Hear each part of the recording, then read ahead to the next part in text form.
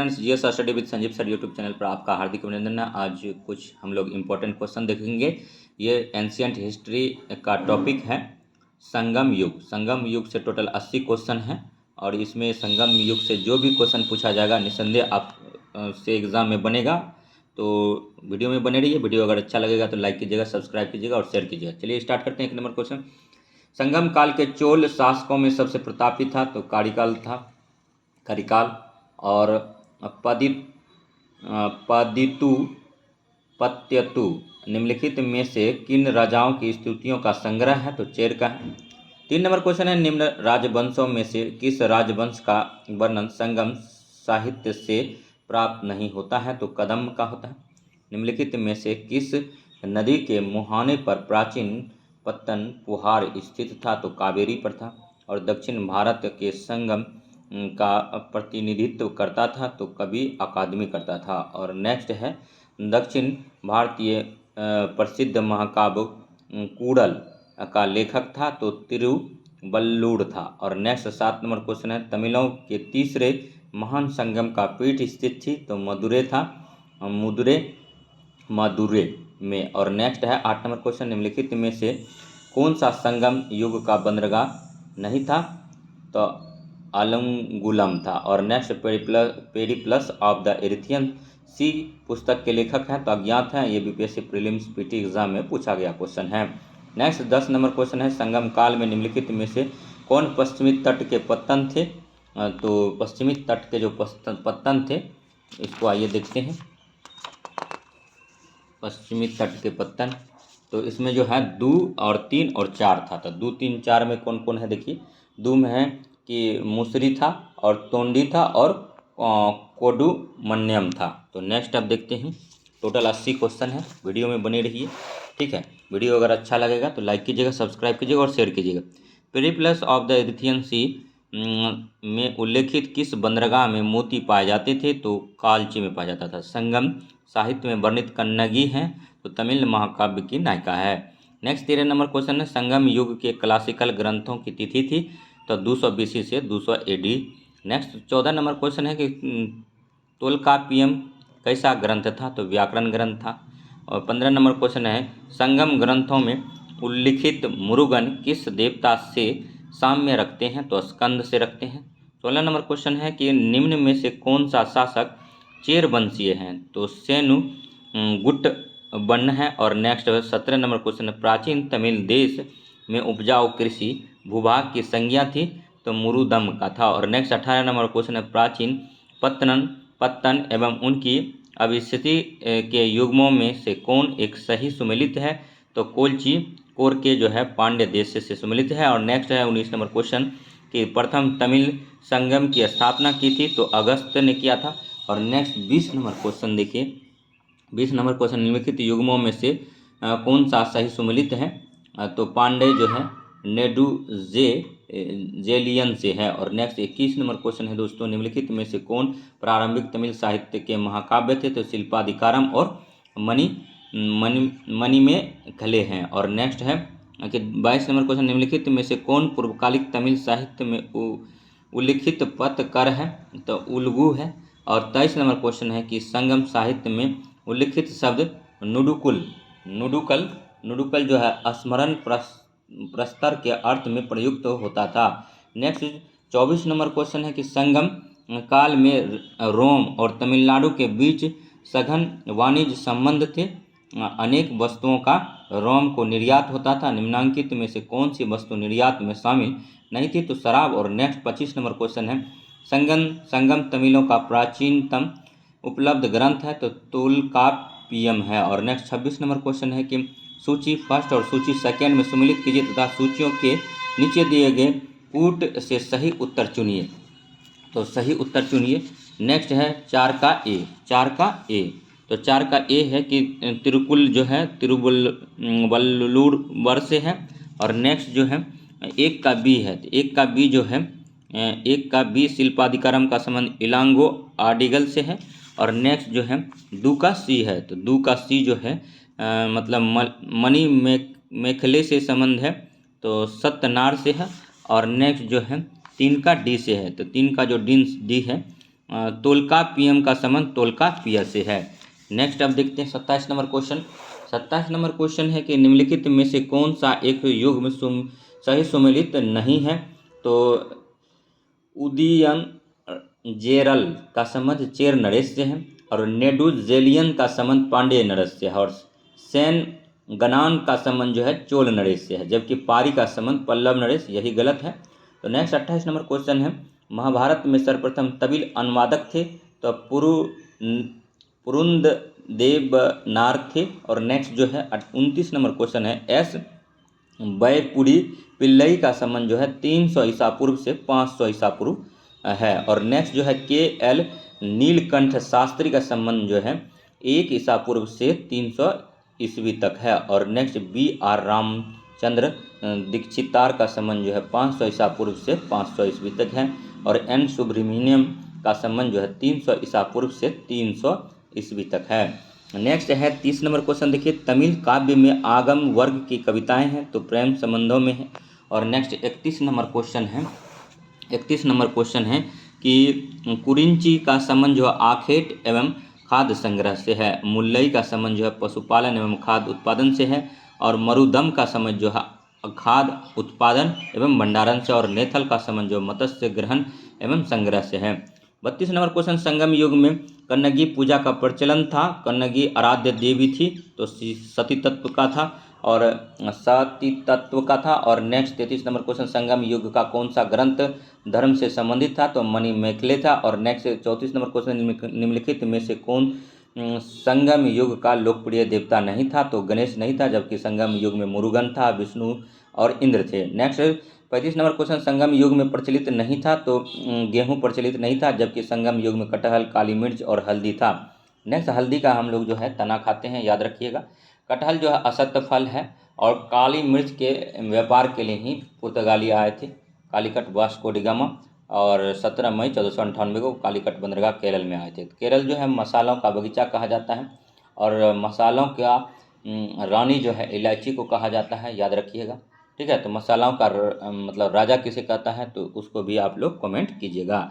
ऐसे फलों का राजा आम बोलते हैं। 36 नंबर क्वेश्चन है, तमिल साहित्य में यूनानी रोमन व्यापारियों को कहा गया, यमन कहा गया है। 37 नंबर है, संगम युग में चोल राज्य की राजधानी उड़ियर से फुहार स्थानांतरित करने का श्रेय जाता है केरी काल को जाता है। और 38 नंबर क्वेश्चन, संगम युगिन किस शासक द्वारा पत्नी पाले के रचयिता रुकदुन्नार को 16 लाख स्वर्ण मुद्राएं प्रदान की गई, तो कड़ीकाल को किया गया। नेक्स्ट अब देखिए, बने रहिए। 39 नंबर क्वेश्चन, टोटल जो है 80 क्वेश्चन है। ठीक है, और संगम युगिन चोल राज्य में रासयुग यज्ञ संपादित किया गया, तो पुरुनर किल्ली के द्वारा किया गया। और संगम युगिन चोल शासकों का धर्म था तो शैव था। और 41 नंबर क्वेश्चन, श्रीलंका पर विजय प्राप्त करने वाला पहला चोल शासक था तो अलारा था। और नेक्स्ट 42 नंबर क्वेश्चन, संगम युगिन किस पांडे शासक ने समुद्र पूजा प्रारंभ करवाया, तो नेडियोन को करवाया। और नेक्स्ट 43 नंबर क्वेश्चन, संगम काल में पलशाले अर्थात अनेक यज्ञशालाएं बनाने वालों की उपाधि धारण की, तो ये मुदु केडुम्मी ने किया। और नेक्स्ट जो है पांडे शासक नेडुजेलियन प्रसिद्ध तेलिय या लंगानम का युद्ध किसके विरुद्ध जीता था, तो चोल चेर और अन्य मित्रों गुटों के विरुद्ध। 45 नंबर क्वेश्चन है, प्रसिद्ध तमिल कवि नक्कीर ने किस पांडे शासक का संरक्षण प्राप्त किया, तो नेडुजेलियन का किया। और नेक्स्ट 46 नंबर क्वेश्चन है, तमिल महाकाव्य शिल्पाधिकारम की नायिका कन्नगी की मृत्यु कहाँ हुई, तो चेर राज्य में हुआ था। और नेक्स्ट 47 नंबर क्वेश्चन है, संगमकालीन चेर राज्य में आधुनिक कौन से राज्य क्षेत्र शामिल थे, तो केरल तथा तमिलनाडु था। और नेक्स्ट 48 नंबर क्वेश्चन है कि संगम युगिन शासक जिसे कुरुक्षेत्र में भाग लेने वाला सभी योद्धाओं को भोजन कराने के कारण महाभोज की उपाधि मिली, उसे उदयन जेरल कहा जाता है। और नेक्स्ट जो है 49 नंबर क्वेश्चन, टोटल 80 क्वेश्चन है संगम युग में। देखिए 49 क्वेश्चन है, संगम युगिन किस शासक ने हिमालय तक विजय प्राप्त की, तो कारिकाल तथा नेदु नजेरल आदन ने किया। और नेक्स्ट है, संगम काल में किस शासक की पत्नी पूजा आरंभ की, तो सेन गुटवन ने किया। और संगम युगिन राजा की उपाधि निम्न में से नहीं थी, तो मनरंजन था, जबकि कोवेंदन और इरेयन था। और नेक्स्ट 52 नंबर क्वेश्चन देखिए, संगम काल में सर्वाधिक प्रचलित व्यवसाय था, तो वस्त्र उद्योग था। अति महत्वपूर्ण क्वेश्चन है। और नेक्स्ट 53 नंबर क्वेश्चन है, संगम कालीन लोगों का सर्वाधिक विदेशी व्यापार होता था, तो रोम से होता था। और नेक्स्ट ये भी इंपॉर्टेंट क्वेश्चन है। 54 नंबर क्वेश्चन है, सर्वप्रथम दक्षिण रोमन व्यापार का उल्लेख हुआ नेचुरल हिस्टोरिका में। और नेक्स्ट है 55 नंबर क्वेश्चन के निर्यातित वस्तुओं में शामिल था, तो घोड़ा था, मंदिरा था, शीशा था, उपरोक्त कोई नहीं। तो आंसर इसका उपरोक्त कोई नहीं था। 56 नंबर क्वेश्चन, संगम युगीन किस राज्य में व्यापारिक मंडल रोम सम्राट अगस्टस के दरबार में गया था, तो पांड्य राज्य में गया था। और नेक्स्ट 57 नंबर क्वेश्चन देखिए, संगम युगीन किस स्थल पर वार्षिकोत्सव के रूप में इंद्र की विशेष प्रकार की पूजा होती थी, तो ये फुहार में होता था। और 58 नंबर क्वेश्चन है कि संगम काल में वेलन का तात्पर्य था, तो मुरुगन स्वामी से। और 59 नंबर है, संगम कालीन वह तमिल साहित्य जिसमें भक्त प्रहलाद का वर्णन प्राप्त होता है, तो परिपादल में है। और नेक्स्ट जो भी क्वेश्चन है संगम साहित्य से ही उठाया गया है, और आपको कहीं ये क्वेश्चन नहीं मिलेगा, ठीक है। और नेक्स्ट देखिए, हमारे साथ जुड़े रहिए। ये एंशिएंट हिस्ट्री का क्वेश्चन है, क्या पता सिलेबस में ये भी है और इसको पूछ दिया तो आपका क्या होने वाला हश्र है, आप ये समझोगे। नेक्स्ट 7 नंबर है कि संगम कालीन वह तमिल साहित्य जिसकी तुलना अश्वघोष के बुद्ध चरित्र से की जाती है, तो पत्तिन पाले हैं। और नेक्स्ट तमिल साहित्य का बाइबिल की संज्ञा दी गई है, तो कूड़ल को दिया गया है, याद रखिएगा, इंपॉर्टेंट क्वेश्चन है। और नेक्स्ट 62 नंबर क्वेश्चन है कि वैनी के युद्ध का परिणाम था, तो इसमें चोल शासक द्वारा कारिगल विजय हुआ था। और सी जो है पेरू मसेरे आदन की आत्महत्या। और नेक्स्ट 63 नंबर क्वेश्चन, संगम कालीन किस शासक को लाड़चेर की उपाधि दी गई थी, सैनु गुट्टवन का दिया गया। और संगम काल में कोहमन कहा जाता है, तो युवराज को। और नेक्स्ट जो है 65 नंबर क्वेश्चन, संगम काल में पेरू शब्द प्रयुक्त होता था एक बड़े ग्राम के लिए। और नेक्स्ट 66 नंबर क्वेश्चन देखिए, ठीक है। 66 नंबर क्वेश्चन है कि 66 नंबर क्वेश्चन जो है कुड में जो है भूमिकर है। उसके बाद फिर देखिए, ठीक है, म का संबंध जो है, ठीक है, म का संबंध भूमि के पैमाश की इकाई से है। और बरियार का जो संबंध है, बरियार का संबंध जो है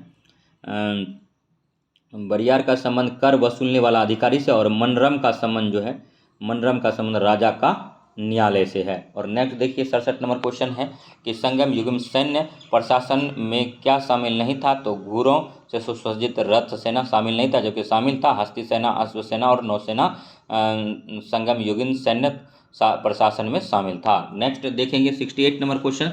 68 नंबर क्वेश्चन का रहा मैचिंग है कि वेतजी का संबंध जो है, ठीक है, पशु चोरी करने से है। और नेक्स्ट जो है अब देखेंगे दूसरा नंबर, ठीक है, ये पुलेयन का जो संबंध है, पुलेयन का संबंध रस्सी बांटने वाले से। और केडेसियर का जो संबंध है ये कृषक मजदूर से। और पर्द वर्ग का जो संबंध है ये नेक्स्ट है पर्दवर्ग का संबंध मछुआरे से। और नेक्स्ट जो है पदमार का संबंध जो है उत्तर से दक्षिण जाकर बसे ब्राह्मण से है। और नेक्स्ट देखिए 69 नंबर क्वेश्चन। अब 11 क्वेश्चन टोटल बचा है। निम्नलिखित में से असत्य कथन को छांटिए। तो सत्य कथन पहले जानिए संगम वंश के बारे में। संगम युग में दास प्रथा का अभाव था, सही बात है। संगम समाज में गणिकाएं की स्थिति अच्छी थी, ये भी सही है। और गणिकाएं को परतीयर कहा जाता था, तो ये भी सही है। जबकि सती प्रथा का प्रचलन नहीं था, लेकिन संगम वंश में जो है संगम युग में सती प्रथा का प्रचलन था। जबकि यही कथन जो है यहाँ निम्नलिखित में से असत्य कथन हो जाएगा, क्योंकि इसमें बोला गया सती प्रथा का प्रचलन नहीं था, जबकि इसमें था। तो नेक्स्ट 70 नंबर क्वेश्चन देखिए, निम्न में से कौन सा युग्म सही सुमेलित नहीं है।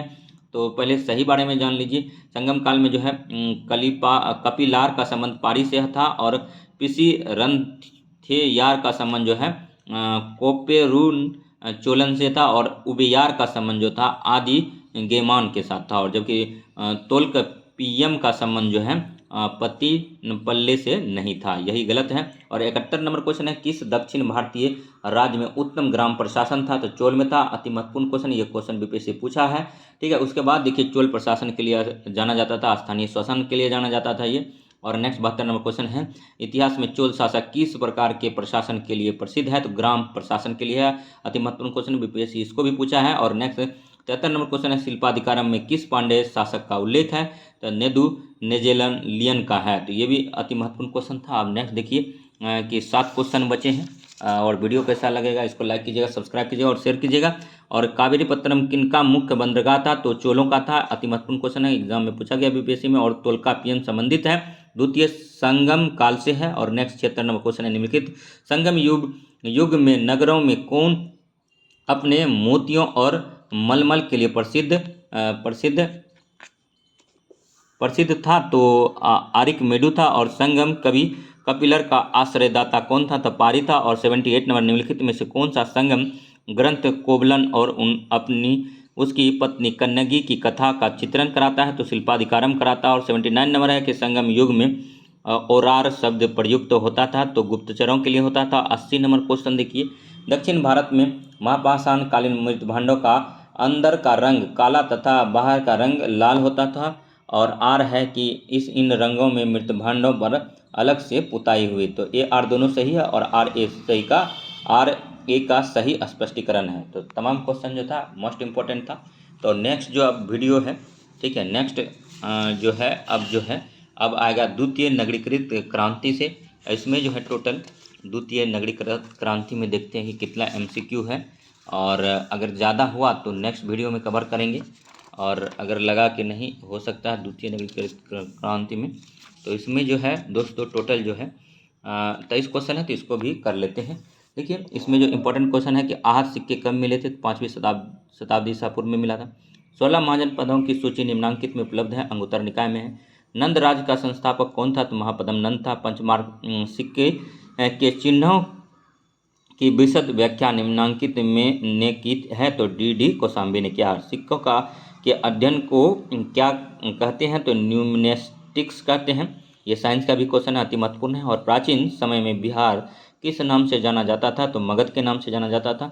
और 7 नंबर क्वेश्चन है कि वह क्षेत्र जो सिकंदर के आक्रमण में सर्वाधिक प्रभावित हुआ था? तो आर्थिक जीवन प्रभावित हुआ था। और नेक्स्ट 8 नंबर क्वेश्चन है कौन सा जोड़ा सही है? तो वत्स का राजधानी 6वीं शताब्दी में कौशाम्बी था।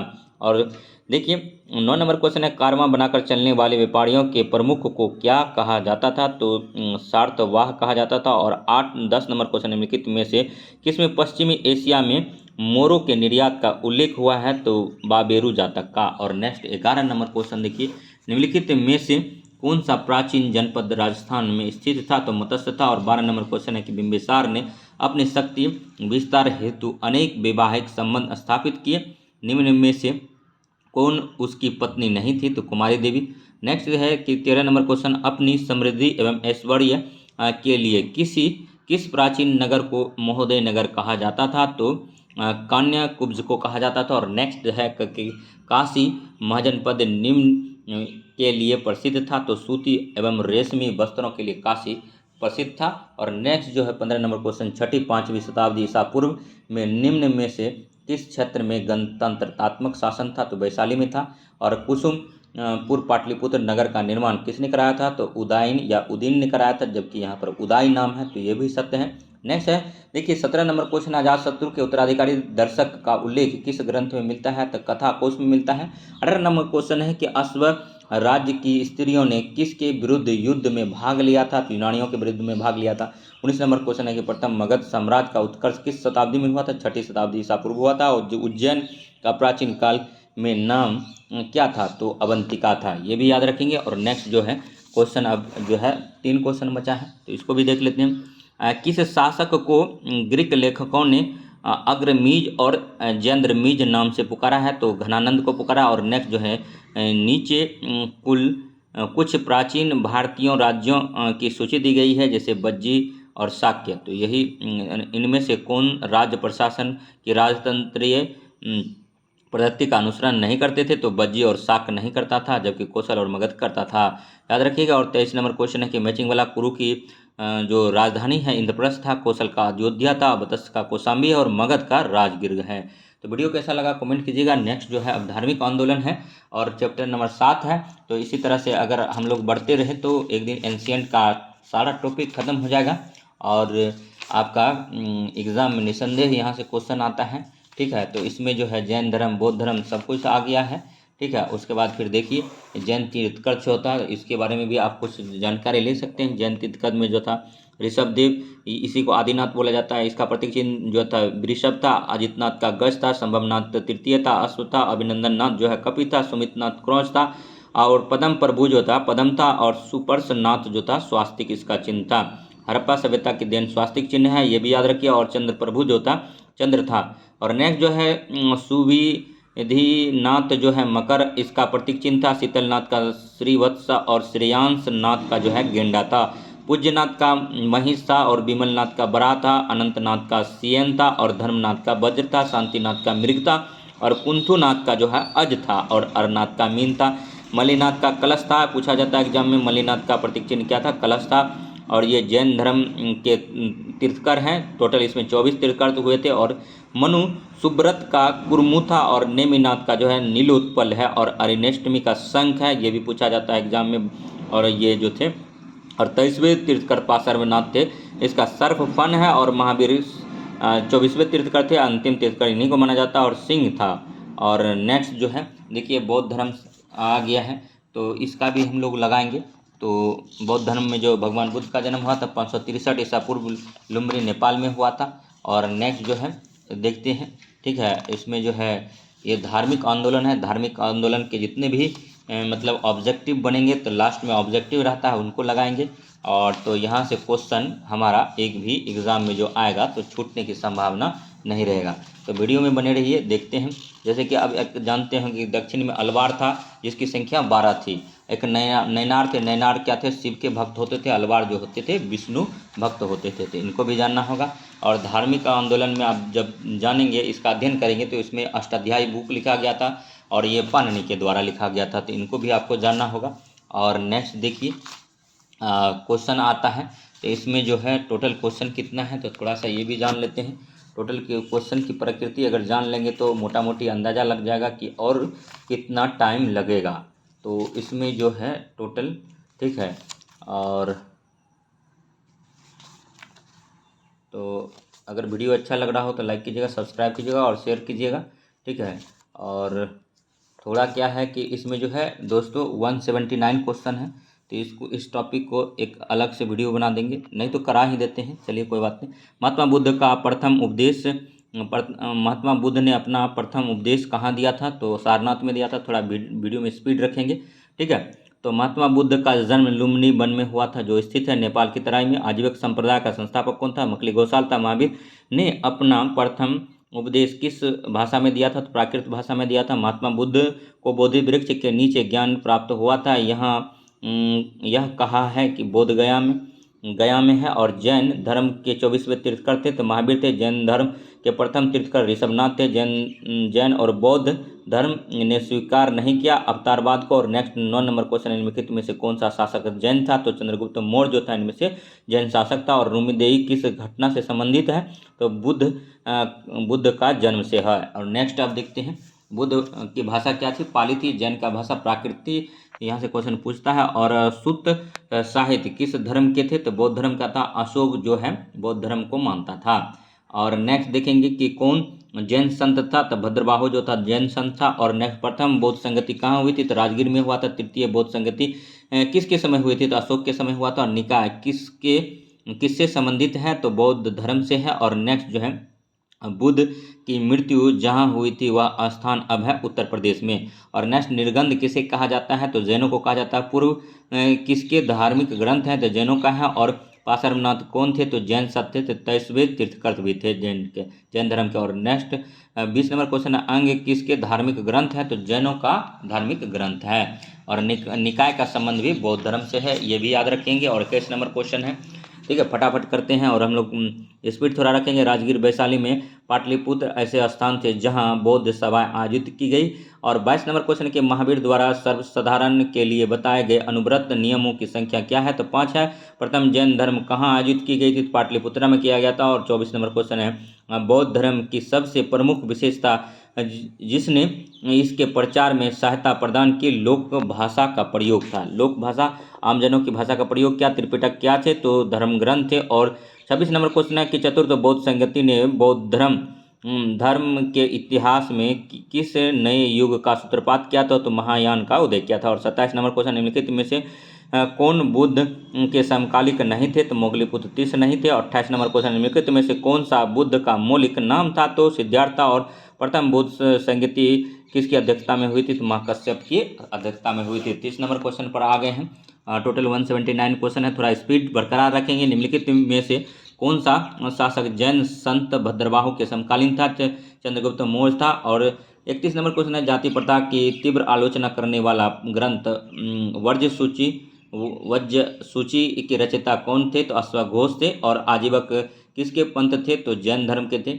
और श्रवण बेलगोला क्या है? तो जैन तीर्थ क्षेत्र है। और नैनार कौन थे? तो शैव धर्मावलंबी थे। और चंद्रगुप्त मौर्य एवं खारवेल दोनों ही हैं जैन धर्म अपनाया था। और नेक्स्ट, जैन धर्म एवं बौद्ध धर्म के बारे में एक गलत कथन पहचानिए, दोनों का ही विदेशों में प्रसार हुआ। ऐसा नहीं था, जैन धर्म और बौद्ध धर्म दोनों में कर्म में विश्वास करते थे, ये सही बात है। और दोनों का ही विभाजन हुआ था, ये भी बात सही है। और नेक्स्ट है, दोनों का ही हिंदू धर्म के साथ समानताएं हैं, ये भी सही है। और नेक्स्ट 37 नंबर क्वेश्चन है कि प्रथम बौद्ध सभा किसके काल में हुई थी? तो अजातशत्रु में हुआ था। और अजातशत्रु को ही कुनिक बोला जाता है। और नेक्स्ट है कि 38 नंबर क्वेश्चन है कि निम्न में से किस धार्मिक संप्रदाय की पूजा पद्धति में मंदिरों और स्त्रियों का महत्वपूर्ण स्थान है? तो कपालिक का है। और नेक्स्ट है 39 नंबर क्वेश्चन है कि बुद्ध संघ में स्त्रियों में प्रवेश की अनुमति बुद्ध द्वारा कहाँ पर दी गई थी? तो वैशाली में दिया गया था। अति महत्वपूर्ण क्वेश्चन है, बीपीएससी